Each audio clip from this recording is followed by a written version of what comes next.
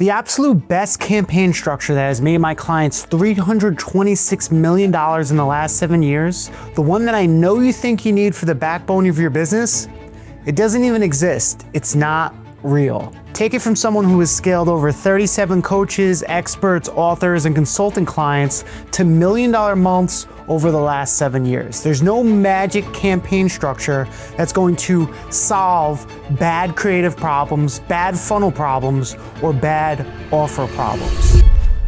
People who are selling you that idea, either they have an agenda or they can't fix what's actually wrong, and they're not caught up in what's working right now, or they just simply don't know what they're doing. In fact, we mainly run 2 campaign types, and that's coming from an agency owner that's made my clients almost $500 million in actual sales. There's a bigger problem holding you back from scaling to millions of dollars purely through paid ads. And in the next couple of minutes, you're gonna see exactly what those problems are. And I'll tell you how I fix them for our own clients. My name is Mike Bontempo, and I've been running paid ads since 2010. And over the last 7 years, my advertising agency has generated over $326 million in sales for our clients. I'm telling you that up front because what I'm about to walk you through is not theory. Every number in this video came out of real accounts, real spend, and real results. Now, here's the first thing you need to understand.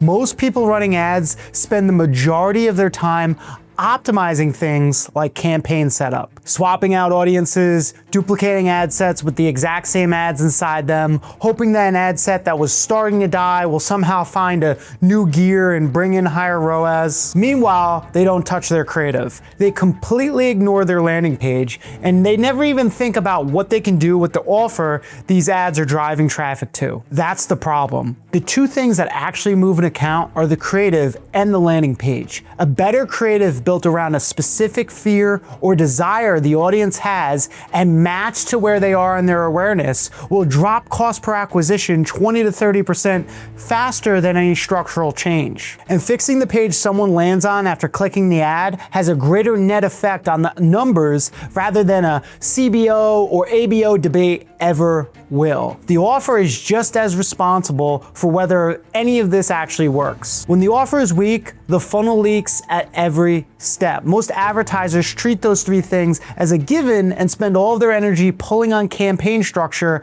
like it's their main lever. And here's the thing, it's not. It's the last thing you should be touching. Now, let me tell you why with a specific example. We had a client with a sales call show up rate sitting at about 61%, meaning out of every 100 calls that were booked on their calendar, only 61 people would actually show to their Zoom. The media buyer could have spent months adjusting that account, and the number would have stayed exactly where it was. So what we did was we rewrote the video sales letter on the thank you page. The video someone watches right after booking a call that walks them through why showing up matters and what they're gonna get out of it. That one change added $60,000 in net profit that month, and it's compounded every month after. Now, no ad campaign restructure in the world is going to get you that. We had another client, Colin Nadelli, who runs a business credit coaching company. We were able to drop his cost per call from $360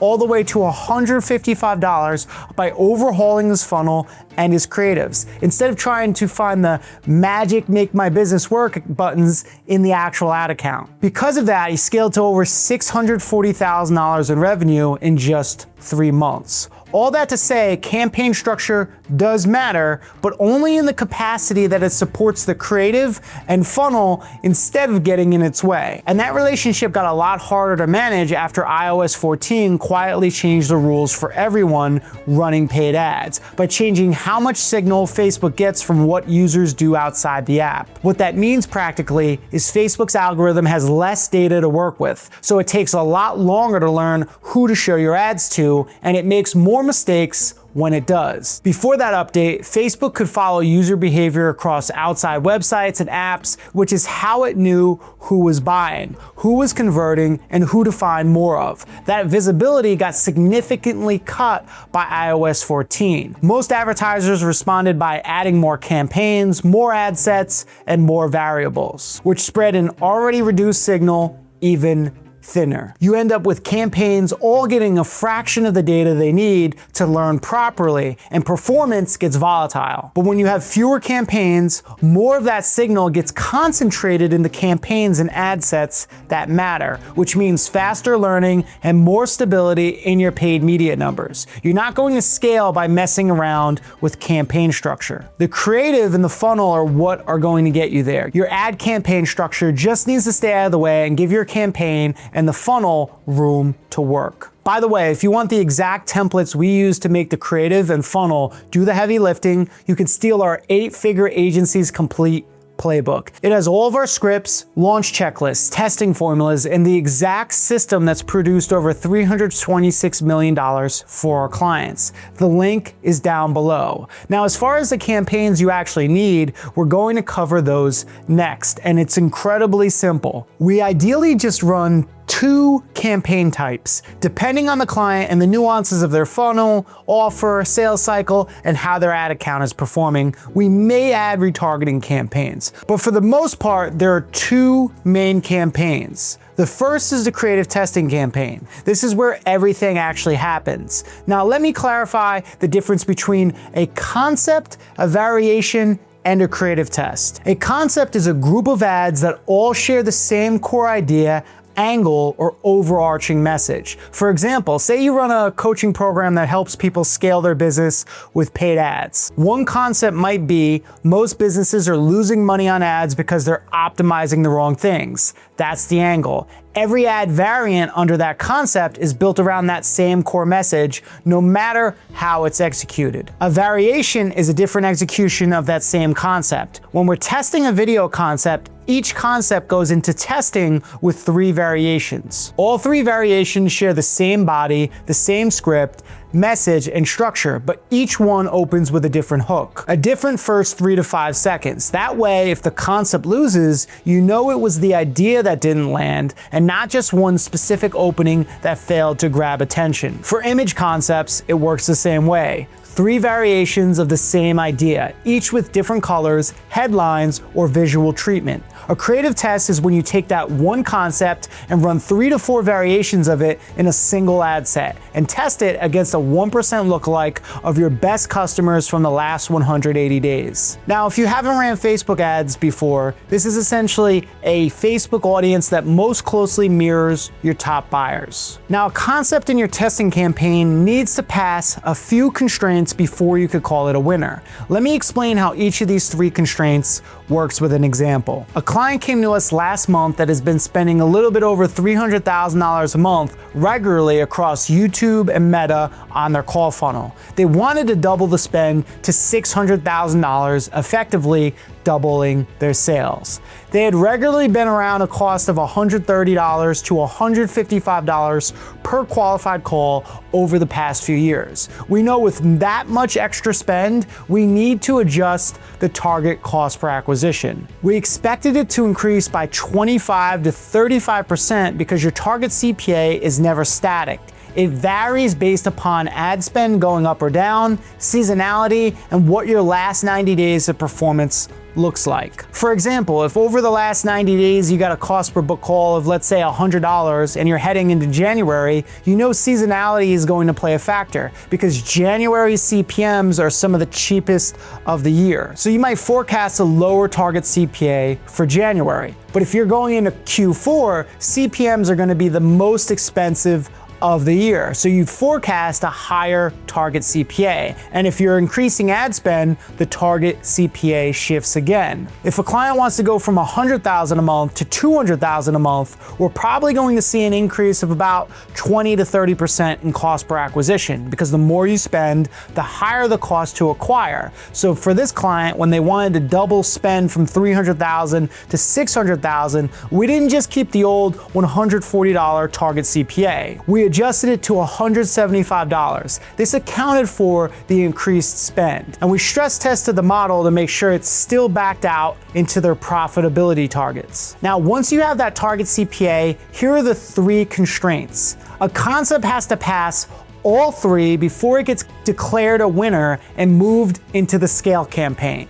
The first constraint is you want to spend enough money on a concept. The amount you spend depends on your target CPA, and we base it on a sliding scale. The cheaper your target CPA, the more you could spend as a multiplier on your concept testing. So here's the range that we use. If your target CPA is under $100, you want to spend 3.5 to 4x your CPA. If it's 100 to 149, you want to spend 3x your CPA. If it's 150 to 249, you want to spend about 2 to 2.5 your CPA. And if it's above $250, you want to spend about 1.5 to 2x your CPA. The higher the cost per acquisition, the smaller the multiple, because the dollar amount of each test is already large enough to give you real data. For this client with a $175 target CPA, that means we could spend $350 to $437.50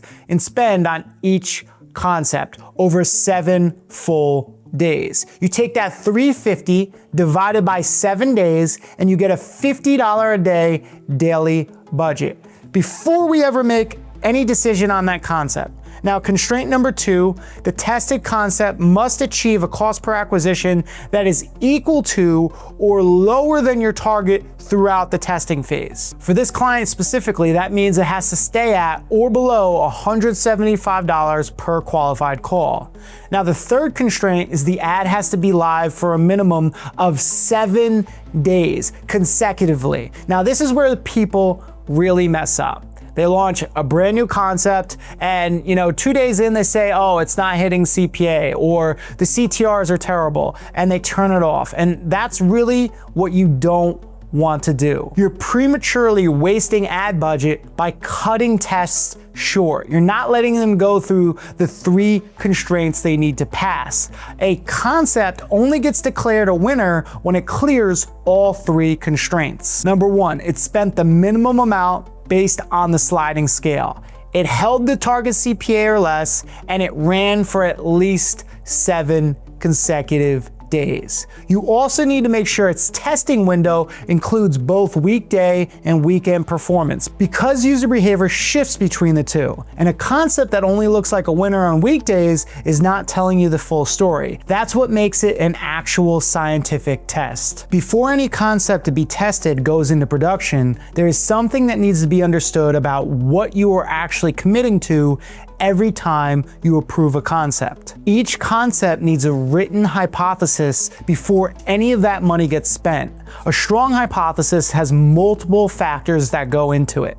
The first is market sophistication level. Market sophistication refers to how many other similar products or marketing messages your target audience has already seen and is seeing right now. It dictates the level of skepticism your market has. On a scale of 1 to 5, a 1 means your audience hasn't seen a solution for the problem you solve yet. Their mental filters are completely down. You don't have to hammer them with proof, stories, or mechanisms because they don't even know the problem can be solved. Leading with a direct claim works here because there's no competitive noise to compete against. No one else is making the same promise yet. A 5 means your audience hasn't been pitched the same promises over and over for years. They've tried multiple solutions and are actively skeptical of anything that sounds like what they've heard before. Leading with a claim at a 5 doesn't work. You have to earn the right to make one. Most markets you'll be advertising to sit between a 3 and a 5, which means the people seeing your ads have been around the block. They've heard the claims, they've heard the promises, and leading with a pure claim in these stages won't land. Understanding market sophistication lets you answer the following. What claims do you lead with in your ads? What claims do you not even go anywhere close to? Should you add the mechanism into your ads or not? What kind of mechanism do you add? And what proof points do you use? How do you execute on those proof points? Are they story and emotion-based or logic and data-based? How do you lead in and start your ad, and what kind of lead do you open with? The second factor is market awareness level. Market awareness is the mental state they're in when they see your ad. Are they aware a problem exists? Do they know what's causing it? Have they tried fixing it before and failed? Or are they actively looking for what you're selling, but they have unanswered questions? Each of those requires a completely different angle. If they're unaware, your angle should get them to recognize there's a problem, usually through a story. If they're problem aware, they know something is wrong, but they don't know why. So you name the problem clearly. If they're solution aware, they've tried solutions before and are frustrated. So your angle revolves around why those past solutions have failed, which paves the way for your new mechanism. If they're product aware, they've been through the funnels and heard the offers from your competitors. So your angle should clear up unanswered questions about how your product works better. If they're most aware, they desperately want a specific result. So your angle should show how the outcomes of your offer are actually achieved. You want to test all of these and put a lot of thought into having a good hypothesis based on what awareness is going to work best for you. Otherwise, you're burning through hundreds of dollars on production per ad concept based upon ideas that were never going to convert. The third factor is mapping out your audience. You have many little specific audiences inside your own audience. Your product can solve one main big problem, but it can also solve 5 different, very specific problems for different pockets of your avatar. For example, if you have an offer that helps barbers make more money, barbers is not just one audience. You have distinct pockets within that group based on where they are in their business journey. You have the solo barber who is fully booked but burnt out, trading hours for dollars and hitting a revenue ceiling. You have the shop owner who has empty chairs they can't fill and is bleeding money on rent. And you have the beginner barber who just graduated and is struggling to build their initial book of clients. Barbers are one big audience, but those are 3 completely different sub-audiences. A concept that hits the burnt out solo barber will completely miss the shop owner with empty chairs. You can even get more dimension from here, like a shop owner who struggles more with lead generation than profitability, or the solo barber whose price is too low versus one who cuts hair too slow. There's endless possibilities. Mapping that out brings very strong hypotheses, so you're targeting somebody with an angle they find highly resonant. Tapping into specific audiences inside of your audience is how you grow your ad account, because audiences fatigue on the claims and messaging you're hitting them with over time. Now, a good hypothesis comes down to ideation. The way we come up with tons of test-worthy concepts is we generate tons of ideas every week on an ideation call to find the strongest ones, then we test those. Because only a certain amount will make it past testing, and only a certain amount of those will end up being true winners. Once a concept clears the 3 constraints and proves it's a winner, it needs a place to actually spend real money. That place is the second campaign, the scale campaign. The scale campaign is mainly a CBO, meaning Facebook controls how the budget gets distributed across the ad sets within it. This campaign holds all of your winning creatives. The ads that have already proven they could hold your target CPA at higher levels of ad spend. Now, as far as exclusions, we keep them deliberately loose. The only exclusions we set are purchasers from the last 30 days, because hitting somebody with an ad to buy something after they just bought it, it's pointless and it's gonna waste your ad spend. We don't exclude people who abandon carts, site visitors, or people who engage with your content. The reason comes down to how the algorithm learns. When you run tight exclusions, you limit the pool the algorithm can pull from, and over time that pool gets saturated. You start hitting the same people repeatedly, CPMs climb, and performance deteriorates even when the creative is strong. Loose exclusions give Facebook access to a much wider data set, and it gets smarter at finding your ideal customers faster. Now, there's nothing special about the scale campaign on its own. It's just a container that has all your winners.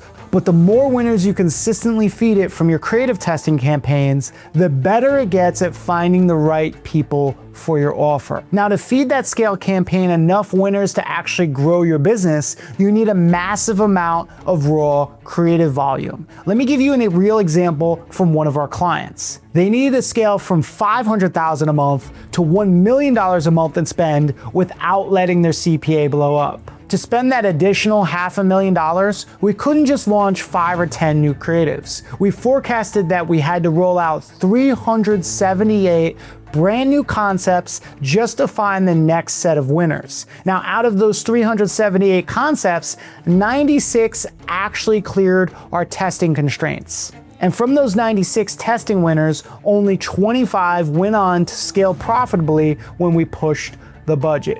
Now, that's the sheer volume of creative output required to sustain that level of scale. We had another client, Dean Holland, that we ran this exact creative testing machine for. It allowed us to drop his cost per book sale by over 36%. Now, that allowed us to confidently raise his ad budget and help him scale to $270,000 a month in actual sales. Point being, finding winners is a numbers game, and it comes down to knowing your benchmarks so you can forecast backwards. That starts with your creative testing win rate, the percentage of concepts that clear all 3 constraints and graduate to the scale campaign. You want that number sitting at 20% or higher. If you're below that, your creative system is broken, full stop. At 22.5%, you're in solid shape. At 25% and above, you're running a genuinely effective creative operation. From there, the next benchmark is how many of those testing winners actually hold their performance once you move them into the scale campaign. Now, our agency target is 50%, but I want to be straight with you. We even miss that number sometimes on a quarterly basis. Most accounts we see for the first time are sitting closer to that 20 to 30% mark. And that's actually fine when you're still building the system. The number you're watching for is whether it's trending up over time. If you're sending 10 winners to scale and only 2 or 3 are holding, the problem isn't your scaling campaign. It's simply your concepts aren't strong enough to maintain cost per acquisition at a much higher level of daily ad spend. And really, that's the feedback loop. Tighten the testing and the scale numbers are going to improve. Now, the way you determine whether a concept is a true winner at scale is straightforward. You take that winning concept out of testing, you move it into your scale campaign, and you're spending 10 times your target cost per acquisition on it. So if your target CPA is $175, that means you need to put at least $1,750 in ad spend behind it in the scale campaign. If it holds your target CPA across that spend, it's a true winner. If it doesn't, it isn't. The reason we do this is, a lot of concepts look great at, say, $400 in spend, but they fall apart the moment higher budgets get put behind them. The 10X rule is what separates a real winner from a concept that got lucky on a small test. Hitting those benchmarks requires an operational machine. You can't just rely on a media buyer throwing spaghetti at the wall. You need a system that forces accountability and tracks win rates scientifically. And here's exactly how to build that system yourself. Now, I'm not going to sugarcoat this. Building a creative dashboard from scratch is not a small lift. It took our agency 18 months to get it right, and that's with a full team who does this every day for some of the biggest names in the industry. There are a lot of moving parts that have to connect cleanly for it actually to show you what you need to see. Now, most people try to solve this manually. They have their creative strategists keep track of everything, monitor the results, flag the winners, and that's exactly where it breaks down. Human error finds its way in, things get missed, and your creative strategist is already supposed to be focused on generating the next round of winning concepts. You can't stack all of that on one person. The dashboard removes that dependency entirely. It tracks the win rate by lead type, by hypothesis factor, by everything, so you can clearly see what's working with real money behind it and do more of it. No guesswork, no gray area. But here's the thing, the dashboard is only as good as the team feeding it. If you don't have the right people generating creative volume consistently, the dashboard has nothing to track and the whole system starves. That's why we run a pod structure for every client with weekly ideation sessions to keep the creative engine fed at all times. Every role in the pod is defined by outcomes, not just a list of tasks, which is what makes it manageable. Now, here's how it actually breaks down. At the top, you have a growth marketing manager who owns the big picture strategy, forecasting, and funnel optimization. Below that, you have an ads project manager running quality assurance and keeping the team on track. A data analyst turning raw performance data into decisions. Then a creative strategist held to a 20% concept win rate monthly. Dedicated media buyers for Facebook and Google/YouTube respectively. A copywriter producing a minimum of 20 scripts per week at a 25% win rate. A video editor delivering 3 edited concepts per day at a 95% first draft approval rate. And a graphic designer producing 20 static images daily with less than a 10% revision rate. Each role is defined by outcomes, not just tasks that they do, which makes management much easier. We have daily performance tracking with the creative dashboard that makes all of the outcomes of their work visible across the pod, so nobody can hide. We also have department-wide benchmarks to align output and make sure they're hitting them on time, because that's what keeps people accountable and aligned to their duties. Now, if you don't have this, you're going to have leaks, because if people aren't held accountable, their output will slip. The whole creative system functions with all of these roles and accountabilities to make sure it stays a predictable machine with quantifiable results. And look, a lot of business owners don't even have the creative dashboard to begin with. Even if they did, without this team running it, it's all gonna fall apart. If your team is full of C players, pulling on levers that don't even matter, like campaign structure, instead of building a real creative machine like this, you're never gonna scale. Which brings me to my final point. You've just seen a data-driven approach we've refined for years on scaling ads effectively, breaking down creative win rates, using detailed forecasting models, building structured creative testing systems, and implementing pod structures to create a systematic approach to ad scaling. These are the processes that have helped generate over $326 million in sales through paid ads over the last 7 years. Not $326 million in ad spend, that's $326 million in actual sales generated for our clients. Now, what I've actually just walked you through is an extremely advanced, battle-tested system that took us years and millions of dollars to perfect. It's not something you could just implement overnight. And trying to build it yourself from scratch is a recipe for wasted ad spend and frustration. If you're running ads but struggling to see consistent results, feeling capped in your ad spend, or unsure how to structure your creative production to generate predictable winners, then you need to click the link below to book a call with our team. On the call, we'll dive deep into your current ad accounts and pinpoint the exact bottlenecks holding back your campaigns, whether it's creative volume, testing frameworks, or scaling strategies, and show you how you can implement these same proven processes to run and scale ads profitably. We'll analyze your gaps and lay out a clear roadmap to help you hit targets like $1 million, $3 million, or even $10 million a month in revenue while maintaining efficiency, just like we've done for countless other clients. Click the link below to book a call with my team of scaling specialists now. We will look at everything and tell you honestly whether we think we can move the needle for you. And if we don't think we are the right fit, we will tell you that too. Book a call below and we will see if you qualify to work with us.